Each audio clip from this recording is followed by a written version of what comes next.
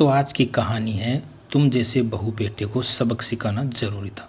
रात के 12:30 बजे दरवाज़ा खुलने की आवाज़ सुनकर बुजुर्ग उषा जी ने गेट की ओर देखा तो सामने बेटा सुमित और बहू नेहा अंदर की ओर आ रहे थे।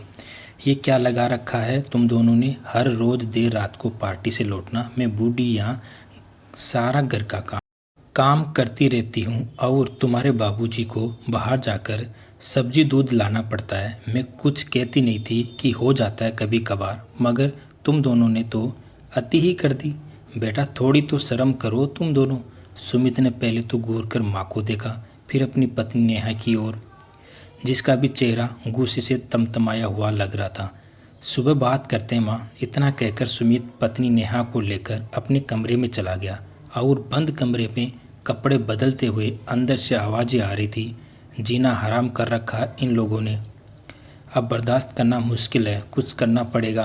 अब सारा पानी सिर से ऊपर होने लगा है। अपने कमरे के दरवाजे पर खड़े रमेश बाबू के कानों में जब ये शब्द पड़े तो वह गुस्से में उषा जी को देखते हुए बड़बड़ाने लगे। अब कहो बच्चे हैं, बस बहुत हुआ, अब मैं तुम्हारी एक नहीं सुनूंगा। बीमारी का इलाज वक्त पर ना हो तो वह नासूर बन जाती है। आप सही कहते थे रमेश जी, मैं ही, बच्चे हैं आज नहीं तो कल समझ जाएंगे, मगर अब आप ही कुछ इलाज कीजिए। मुझसे ये सब बर्दाश्त नहीं होता। जब देखो उल्टा सुना देते हैं। आप तो डॉक्टर हैं, क्या इस बीमारी का इलाज है आपके पास? इलाज तो था, मगर अब तक तुमने मेरे हाथ बांध रखे थे। खैर कल ही इस बीमारी का इलाज हो जाएगा, बस तुम पिघलना मत।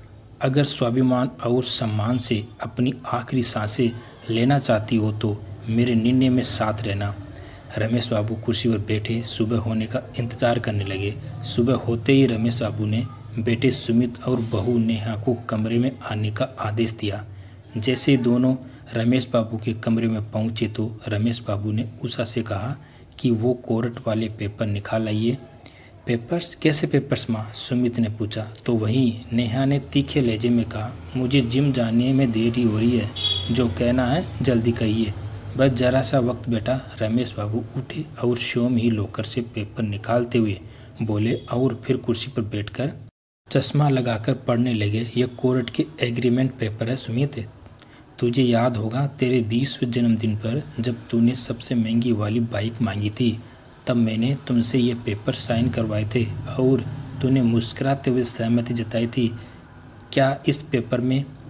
नेहा ने एक कदम से सेकरी उठी। जब सुमित अभी तो सोच में ही था। इनमें लिखा है कि आजीवन सुमित को अपने माँ बाप की देखभाल पूरे प्यार और सम्मान के साथ और ज़रूरत के अनुसार हमारी सेवा इसी घर में रहते हुए करनी होगी, और शादी के बाद उसकी पत्नी को भी।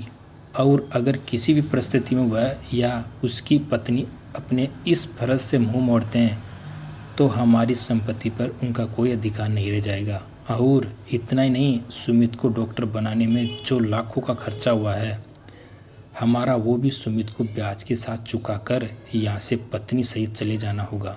इतना पढ़कर रमेश बाबू ने पेपर की फोटोकॉपी नेहा के हाथों में थमा दी और कहा, बेटा अभी जिम जाने में देरी हो रही है ना तुम्हें, तो हो आओ जिम, फिर आराम से पढ़ लेना।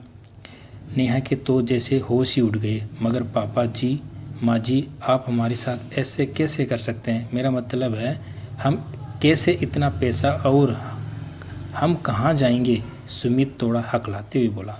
क्यों, रात को तो तुम कह रहे थे कि पानी सिर से ऊपर, कुछ करना पड़ेगा। एक्स्ट्रा एक्स्ट्रा क्या हुआ पापा? वो सुमित नेहा को देखकर बोला। हाँ पापा जी, हमें माफ़ कर दीजिए, वो हम बच्चों से गलती हो जाती है तो बड़े उन्हें माफ़ कर देते हैं, आप भी हमें माफ़ी। नेहा थोड़ा सा धीमी आवाज़ में सिर झुकाकर बोली।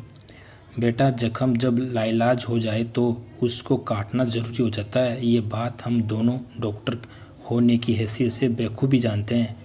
क्यों सुमित, सही कहा ना मैंने? खैर अगर आगे से जिम्मेदार और सावधानी बरतने का वादा करो तो कुछ समय दूसरी दवा से इलाज करने की परमिशन दे सकता हूँ, जैसे कि आज से बल्कि अभी से रसोईघर तुम्हारे जिम्मे और बाहर से सामान वगैरह की जिम्मेदारी तुम्हारी। सुमित, हाँ यदि तुम दोनों अच्छे से अपनी जिम्मेदारियों को निभाने लगोगे तो हम दोनों भी तुम्हारी मदद करते रहेंगे। वरना एक और वसीयत तैयार की हुई है जिसमें हमारे बाद यह सब अनाथ आश्रम को? नहीं पापा जी, नहीं, हम दोनों अपनी अपनी जिम्मेदारी को बेखूबी निभाएंगे। सुमित और नेहा एक साथ बोले। ठीक है तो शुरू हो जाओ, रमेश अपन जैसे ही कहा। नेहा तुरंत रसोईघर की ओर नाश्ता बनाने के लिए दौड़ी, तो वहीं सुमित थैला के लिए दूध लाने। दोस्तों, कहानी कैसे लगी कमेंट करके ज़रूर बताइए। धन्यवाद।